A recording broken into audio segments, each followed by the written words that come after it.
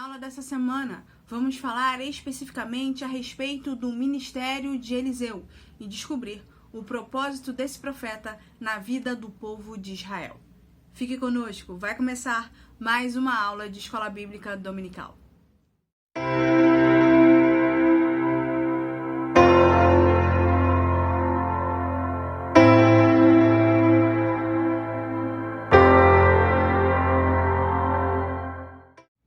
A paz do Senhor, meus amados irmãos, bem-vindos a mais uma aula de Escola Bíblica Dominical.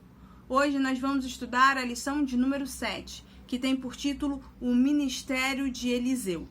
Nessa aula, o autor original pede leitura em 2 capítulos e versículos alternados de 2 Reis, certo?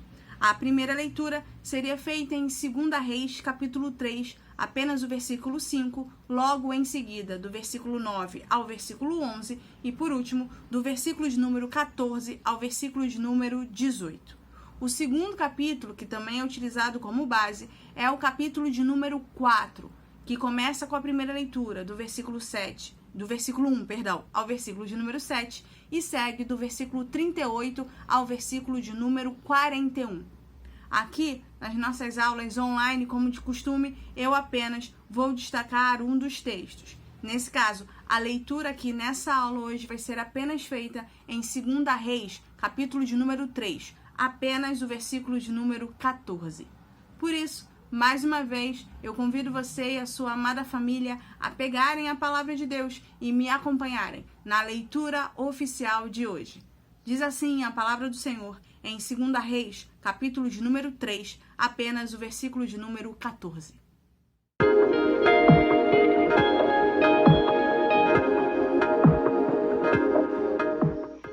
E disse Eliseu: Vive o Senhor dos Exércitos, em cuja presença estou, que se eu não respeitasse a presença de Josafá, rei de Judá, não olharia para ti, nem te veria.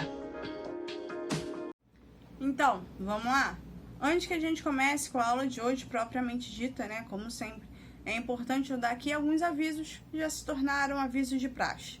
Se você está me assistindo com a revista aberta, hoje, excepcionalmente, eu não vou fugir da regra do autor, eu vou seguir exatamente o caminho, né, a divisão que ele fez, exatamente como ele vai propor aí na revista. Então, você não vai ter dificuldade de me encontrar, de me localizar, enquanto eu estiver aqui, pela misericórdia do Senhor, ministrando o conteúdo, tá bom? Eu vou dividir exatamente como ele tá aí, né? O primeiro tópico é falando sobre os 3 reis de Moabe, o segundo tópico falando sobre o azeite da viúva, e o terceiro e último tópico falando a respeito da morte na panela, seguindo de conclusão, tá bom? Hoje não vai ter grandes alterações não, tá certo?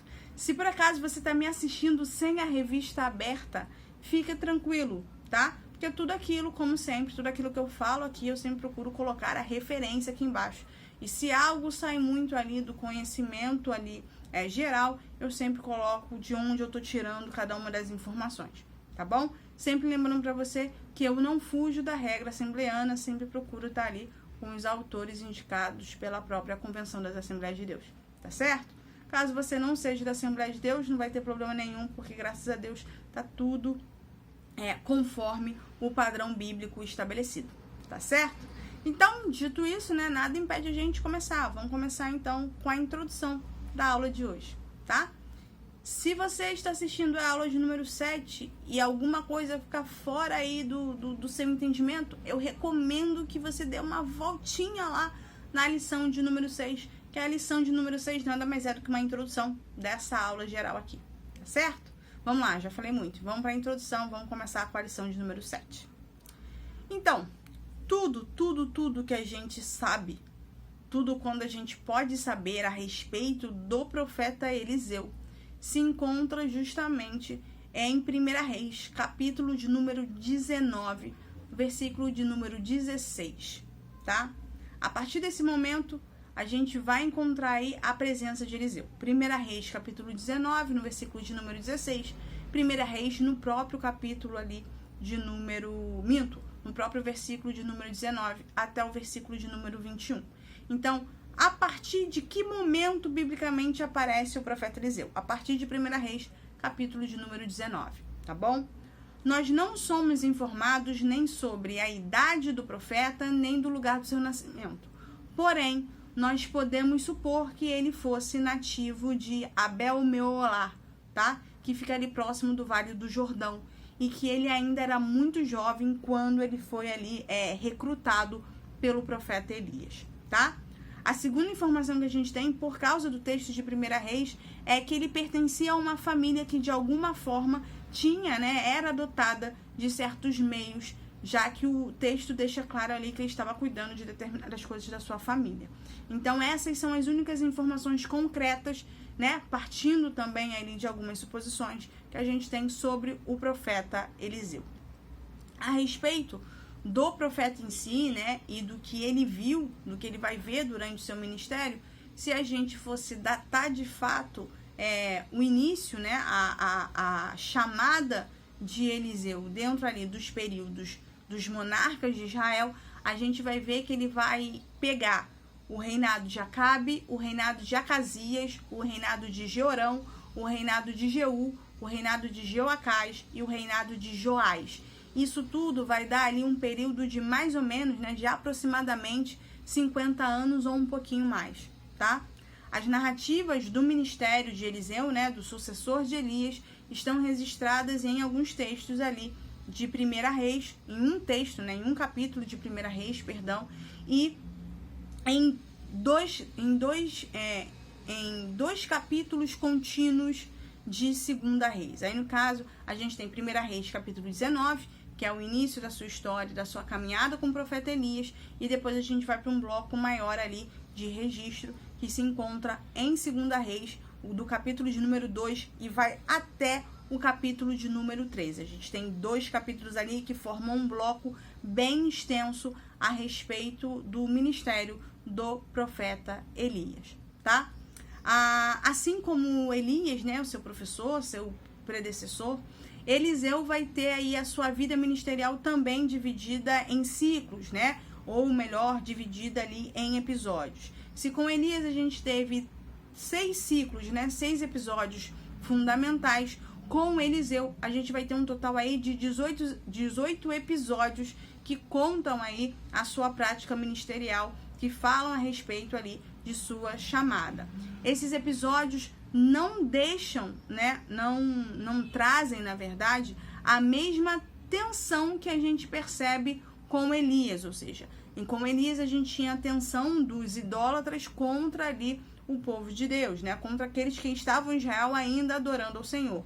Já com Eliseu, essa tensão, ela não está atenuada, ela já tinha sido abatida ali por Elias. Eliseu não enfrenta essa tensão contra idólatras, muito pelo contrário, não enfrenta mais essa tensão entre os adoradores de Deus e os adoradores de Baal, como aconteceu no ciclo de Elias. Com Eliseu, o que vai ficar muito apercebido é que se trata-se de um ministério que vai ser levado a efeito, daquilo que Samuel deixou, em cima exatamente da regra deixada pelo profeta Samuel e pela escola de profeta, que vai consistir sempre na demonstração ali de maravilhas, tá? Na demonstração de milagres, tá? E sempre na demonstração de sinais. Era algo característico que Samuel deixou bem claro e bem evidente ali, que os profetas, de uma forma ou de outra, iriam efetuar no Antigo Testamento. Se você tiver alguma dúvida a respeito ali sobre como era o profeta do Antigo Testamento, nós temos uma aula a respeito do ministério do profeta aqui na playlist do canal da igreja. É só você dar uma buscada lá, porque se eu não me engano foi no semestre passado, tá? No trimestre passado que nós falamos a respeito disso, tá bom? Então vamos lá. Elias, ele vai seguir exatamente essa diretriz das escolas, ele vai testar ali, atesta, de fato, a predominância das escolas de profeta. Ele vai trazer, ele vai recordar esse momento em que vai ter sinais de maravilhas, a gente vai ter milagres acontecendo, e vai ter um alcance, tá? As suas demonstrações de sinais vão ter alcance aí a nível nacional. Ele vai alcançar tanto a nível nacional, como ele vai atender às necessidades específicas do povo, tá certo? Eliseu, ele vai surgir dentro do parâmetro de Samuel, dentro do parâmetro das escolas dos profetas, como um vidente. Não como um vidente como a gente costuma ver em filme, em série, ou como é detalhado em outros tipos de práticas religiosas. Não é essa mesma noção de vidência aqui, tá certo? Mas ele, segundo a tradição de Samuel, ele vai apresentar essa característica aí de, muito entre aspas, de vidência, tá certo? E dentro do seu ministério, ele sempre vai atender tanto a populares como a reis, na tentativa, né? Não só na tentativa, mas em todas as vezes em que eles buscarem ajuda. Então a gente vai ver muito disso no ministério de Eliseu, e muito mais a respeito dessa atenção que o profeta vai dar aos populares, ao povo. Então, de fato, o que acontece aqui entre Elias e Eliseu, que era aquela transição que foi trabalhada na lição de número 6, agora entra em efetividade. Sai o profeta do combate e entra o profeta agora da provisão, né? O profeta aí da providência, o profeta da assistência ao povo, tá certo? Assim, né? Entendido isso, nessa aula nós vamos observar 3 momentos do ciclo, né, de Eliseu, desse ciclo solo que Eliseu vai percorrer sem o profeta Elias. E a partir daqui, a gente vai começar a ver na prática como era a atuação e como foi o desenvolvimento ministerial específico desse profeta, tá certo? Lembrando para vocês, a gente vai analisar cada episódio, né? Aqui no caso a gente só vai trabalhar 3 dos 18 episódios de Eliseu nessa aula. Então, em cada episódio, a gente vai pegar algo que vai deixar bem claro qual era a função ministerial desse profeta nesse momento, tá bom? Então, vamos lá. Vamos para o tópico de número 1, né? O tópico de número 1 do desenvolvimento é Eliseu e os 3 reis contra Moabe. Se você estudou, se você correu atrás do seu prejuízo nesse momento, você vai observar que quando Acabe assume, né? Na verdade não é quando Acabe assume, mas quando o filho de Acabe assume, eu tenho uma revolta ali entre os moabitas, tá? Os moabitas nesse período, eles eram servos de Israel. Israel tinha dominado, né, o povo do norte, né? Lembrando sempre que toda vez que eu falar de Israel aqui, eu tô falando do povo do norte. O povo do norte tinha como súdito o povo de Moabe. E quando Acabe morre e entra o seu filho, esse povo começa a se revoltar e dali vai travar-se algumas batalhas por causa dessa rebelião voltada para Moabe, tá? Voltada contra Israel por causa dos moabitas, tá certo? Então, por que Eliseu vai aparecer exatamente nesse momento? O que está acontecendo aqui? 3 reis vão se juntar, segundo o texto, 3 reis vão se juntar para acabar com essa revolta moabita. Vai se juntar ali o rei de Edom, tá? Vai se juntar o rei de Israel, do Reino do Norte, e vai se juntar ali o rei de Judá. Então, Judá vai se juntar com Jorão em uma campanha ali, né, contra a revolta dos moabitas contra Israel. Isso você vai observar lá em 2 Reis, no capítulo 3, tá? Após 7 dias dessa convocação, né, após de 7 dias dessa briga com os moabitas, as forças combinadas vão fazer o que vai acontecer? Eles vão se exaurir, ou seja, eles vão se cansar, tá? E vai faltar suprimento de água. E finalmente eles decidem ali voltar-se para o Senhor. O rei de Israel vai virar e vai questionar, não há profeta em Israel? Será que não há ninguém que sirva ao Deus de Israel para que possa ali nos ajudar, nos auxiliar?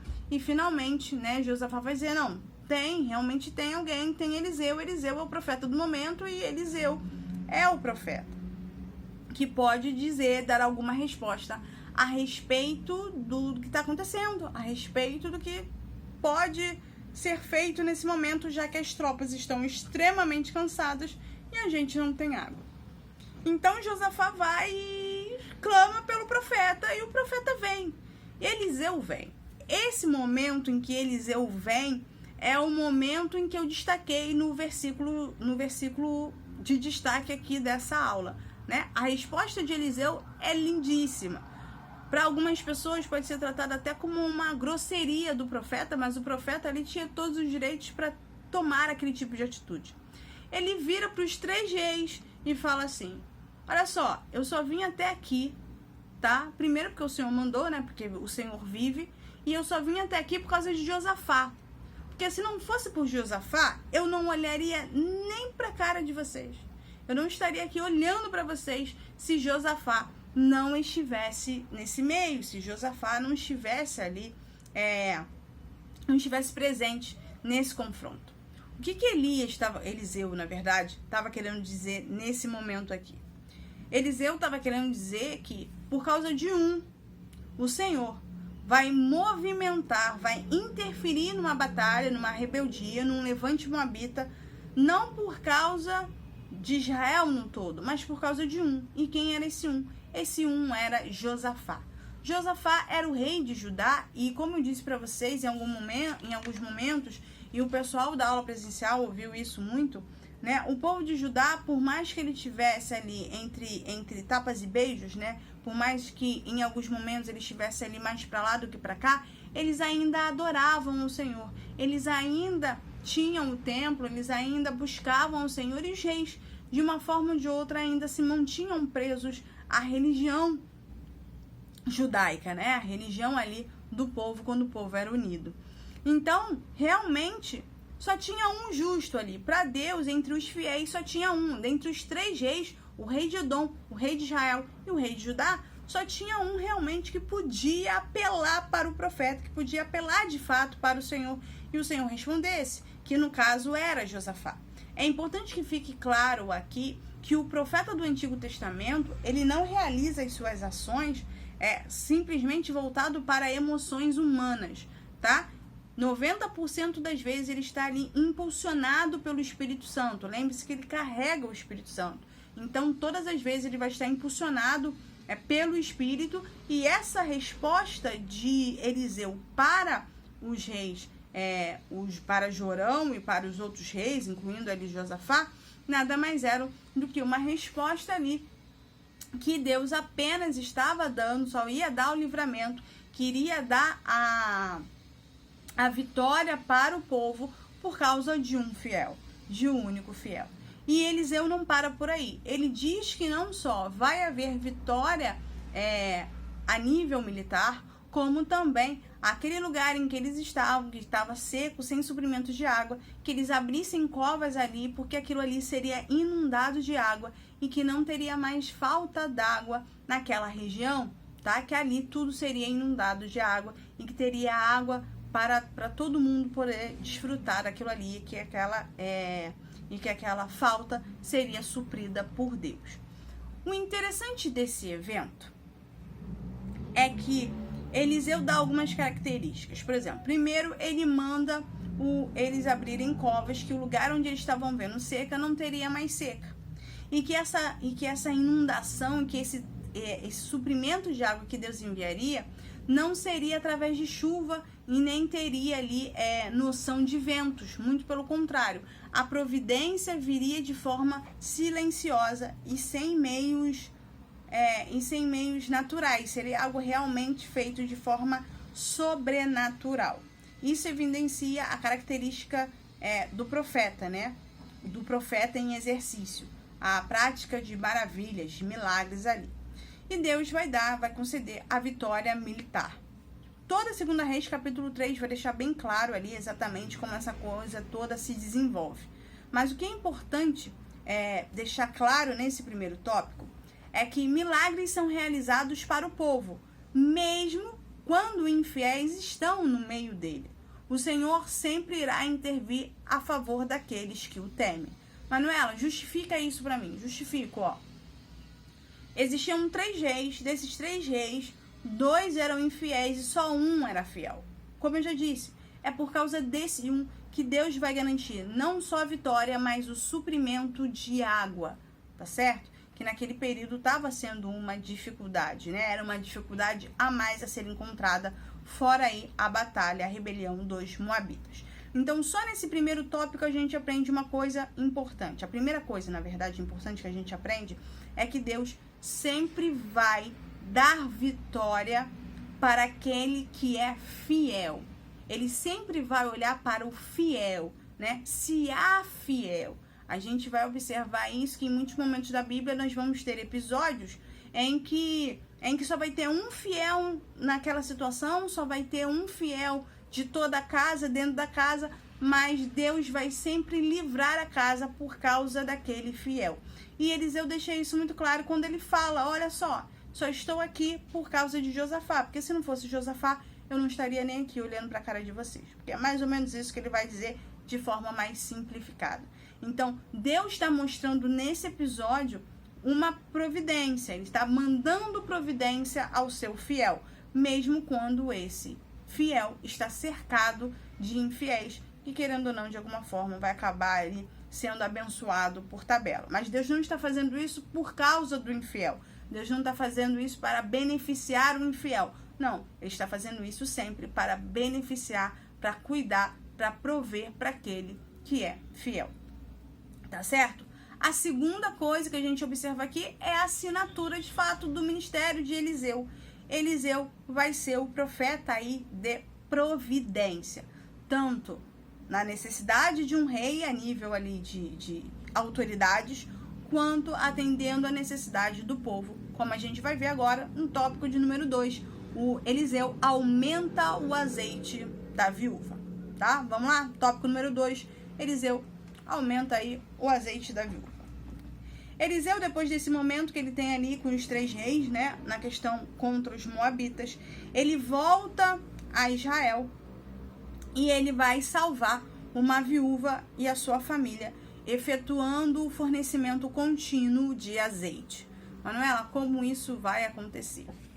Se você for voltar lá em 2 Reis, no capítulo 4, você vai observar que o texto começa, né, fazendo referência a uma viúva que vai de encontro ao profeta e vai descrever ao profeta a sua dificuldade, tá? Qual era a dificuldade dela? O marido dela havia morrido, tanto é que ela era viúva, o marido dela havia morrido, só que tinha deixado várias dívidas. Lembrando para os senhores como aconteceu na aula presencial, eu não estou questionando aqui a questão das dívidas do marido, tá? Isso aí é uma questão que nesse momento se torna irrelevante para o que está sendo ensinado aqui, tá bom? Então não vá por esse caminho, porque você vai perder todo o fio da meada, tá certo? O que acontece de fato é o quê? A viúva é viúva, o marido dela morreu e ele servia a Deus, e por causa dessas dívidas ela estava sendo ali pressionada a dar os seus filhos como escravos, né? A família ser dividida aí para esse pagamento de dívida, e ela não queria que a sua família fosse separada. Aí você vai pensar, ai meu Deus, que absurdo. Não, para a época não era um absurdo, tá? Segundo a lei permitia, caso alguém que tivesse uma dívida não tivesse condições de pagar aquela dívida que ele havia contraído, a família dele poderia servir como escrava da família credora por 7 anos a fim de pagar essa dívida. Ou seja, como se aquela família pagasse aquela dívida através de trabalhos sem remuneração, tá? Mas essa questão do escravo duraria apenas por 7 anos. 7 anos seriam o suficiente ali para o pagamento dessa dívida.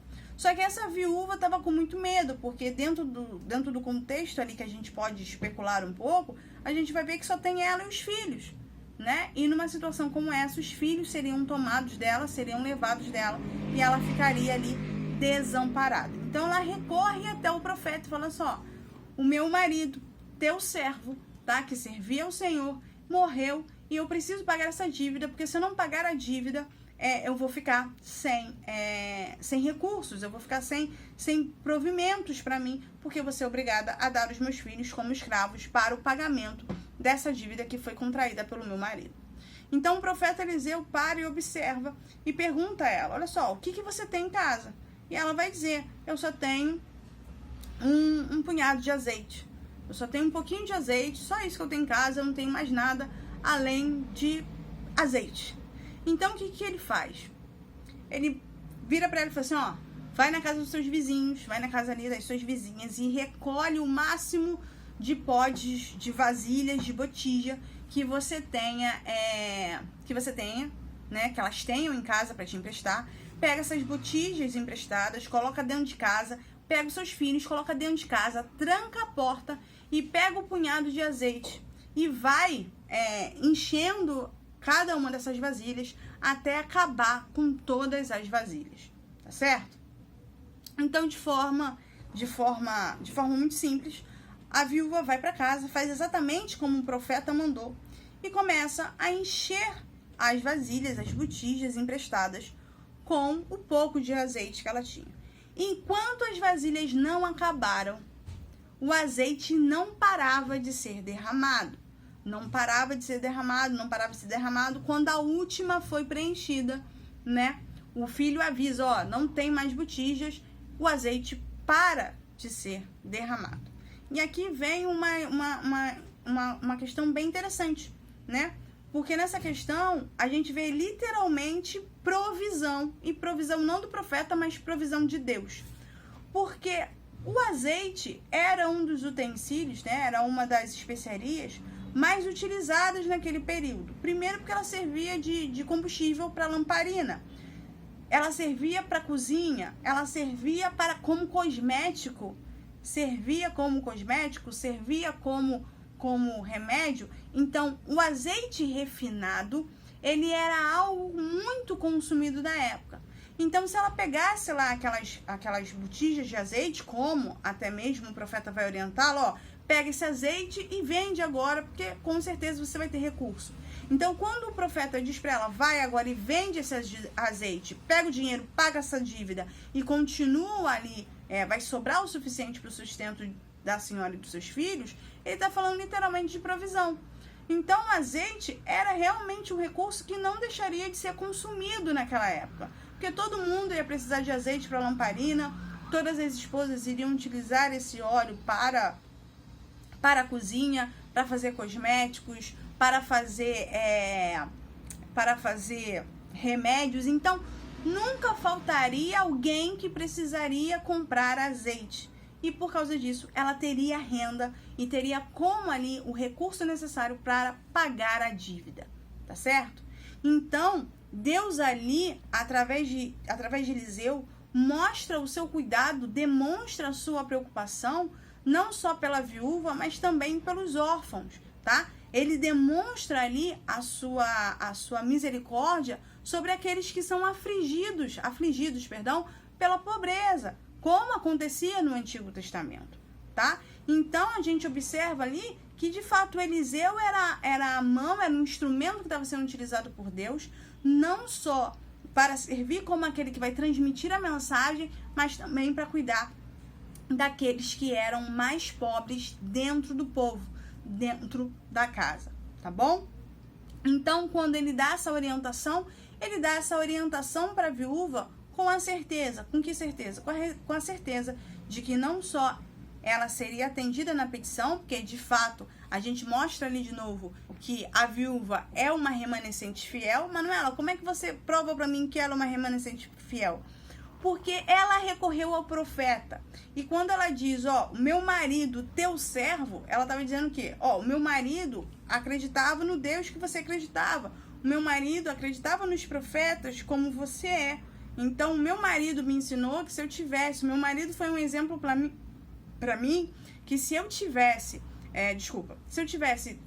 alguma dificuldade, que eu poderia buscar o profeta. Por que buscar o profeta? Porque o profeta era o representante de Deus. Então, o marido dela, mesmo tendo deixado ela em dívidas, ele deu exemplo para ela. Exemplo de que o Deus que ele servia não tinha abandonado seu povo, tanto é que tinha um profeta.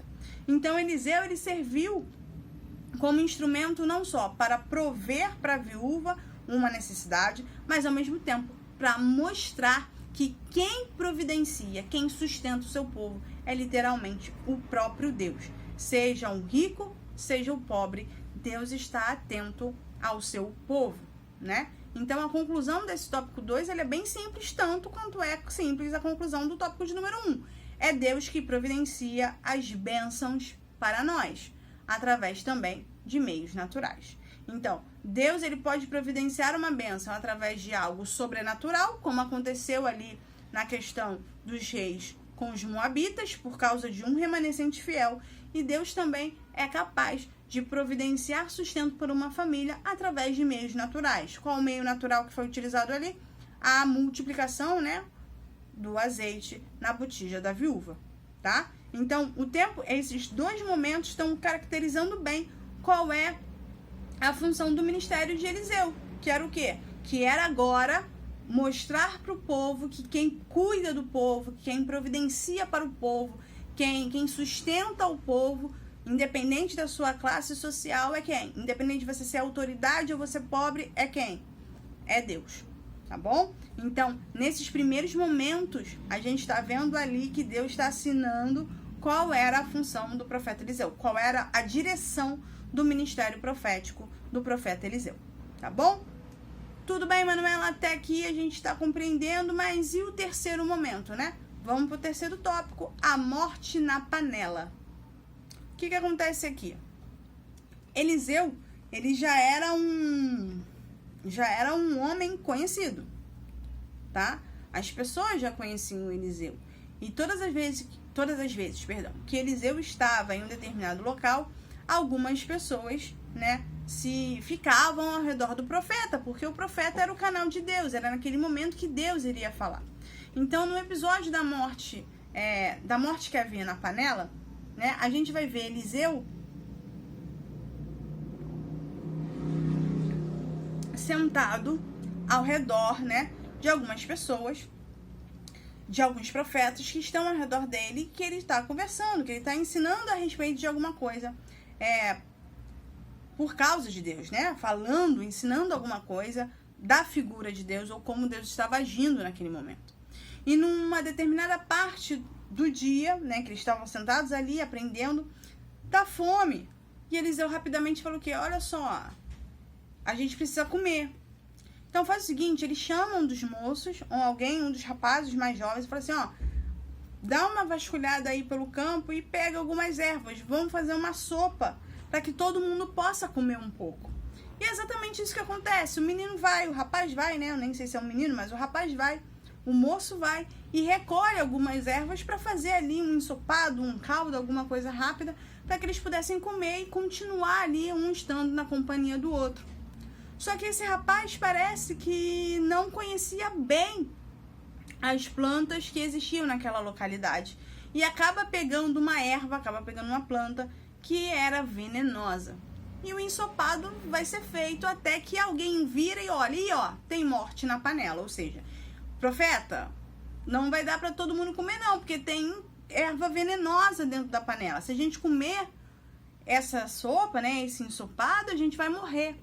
Então Eliseu rapidamente, sabendo da necessidade de comida, sabendo do cansaço do povo, sabendo que o povo tinha fome de fato, ele vai até a panela, pega um punhado de farinha, né? E faz ali uma misturada e diz, ó, pode comer, porque não há mais morte na panela, tá? Quando Eliseu vira e fala, ó, joga a farinha, ó, e agora não há mais morte na panela, ele está neutralizando, né, aquela fonte de morte. Ele está neutralizando aquela fonte de veneno que foi estabelecida ali por causa de um erro de um. Não dá pra gente julgar o menino, né? Não dá pra gente jogar ali o profeta ou o moço do profeta que foi buscar, porque realmente foi sem querer. Não tinha realmente como o rapaz saber, ninguém sabe de tudo, não é mesmo? E mesmo assim, Eliseu foi usado por Deus para dar livramento. Livramento a quem? Livramento àquelas pessoas que estavam ali, aos profetas que estavam ali, porque de fato eles estavam sentados para aprender de Deus como profeta.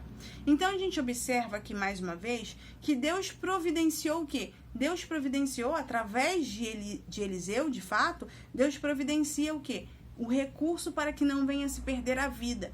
Deus manda ali a providência de socorro para que ninguém fosse morto, para que ninguém tivesse um dano fatal, né? Para que todo mundo ficasse bem e pudesse se alimentar, porque o alimento é uma necessidade. Então, no tópico de número 3, né, sobre a morte na panela, a gente aprende que Deus não precisa de nós para realizar milagres. Deus não precisa da gente para fazer qualquer coisa. Não, mas ele sempre espera que nós venhamos tomar alguma atitude. Ele sempre espera que nós venhamos manifestar a nossa fé no seu poder. E é exatamente isso que Eliseu faz. Eliseu vira e fala: eu só tenho isso para comer, não temos outros recursos aqui, não temos um lugar para caçar, não temos nada disso. Ou está muito tarde para caçar alguma coisa, não tem como providenciar outro tipo de comida. A gente vai ter que comer isso, só isso que tem para comer.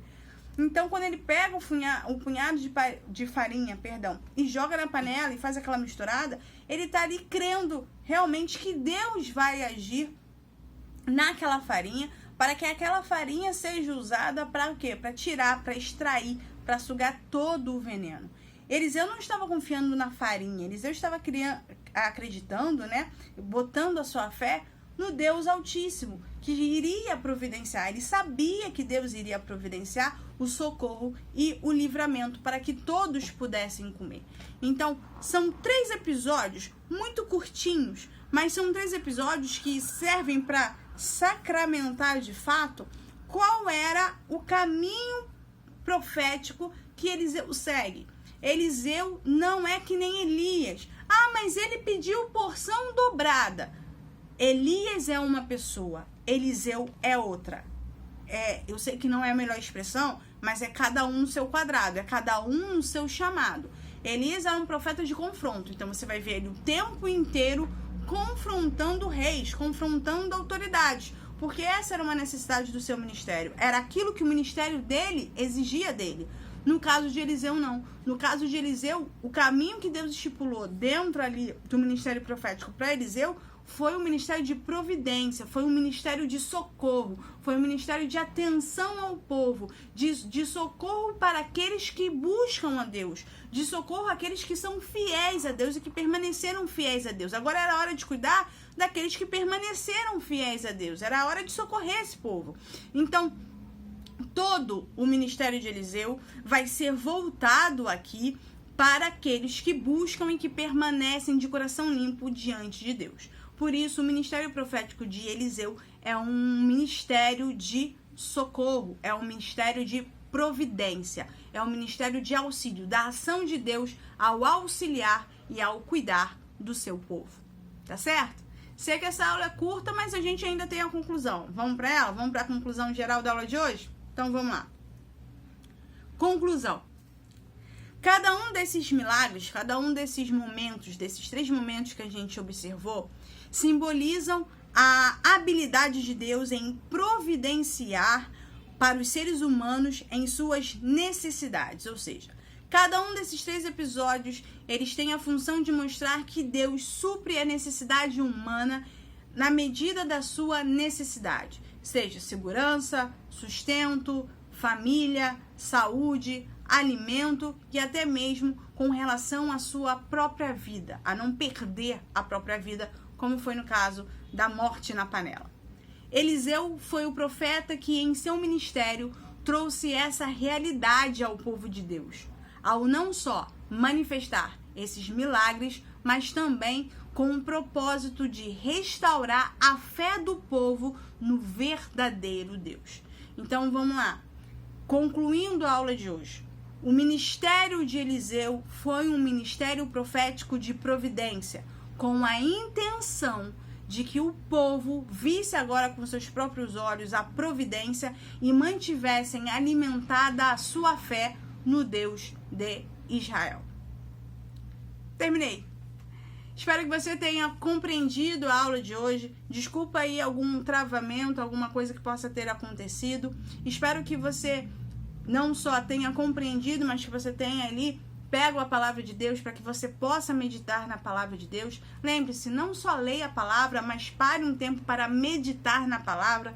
É isso que nos deixa alimentados, é isso que de fato alimenta o nosso espírito, alimenta a nossa alma e consequentemente, aumenta a nossa fé. Que você possa entender que Deus é aquele que providencia as nossas necessidades. É Ele que nos garante não só a vida, mas o nosso bem-estar e principalmente nos garante a salvação. Caso você tenha alguma dúvida sobre a aula de hoje, eu sei que ela foi meia curtinha, caso você tenha alguma dúvida a respeito disso, por favor, deixe a sua pergunta nos comentários. Eu vou ter o maior prazer em responder E caso você seja da nossa igreja e já se sinta, na verdade, apto, nós já voltamos com as nossas aulas presenciais. Então, eu aguardo você lá. Caso você não seja e queira nos fazer uma visita, é só você nos encontrar aí na rua Marco Polo, número 216, na Vila da Penha. As aulas de escola dominical acontecem todos os domingos a partir das 9 horas da manhã. E caso você não queira ficar só na EBD, mas queira assistir o nosso culto aos domingos começa a partir das 19 horas e você está convidado. Fique com Deus, um excelente resto de semana e que Deus a todos abençoe. Até a próxima aula.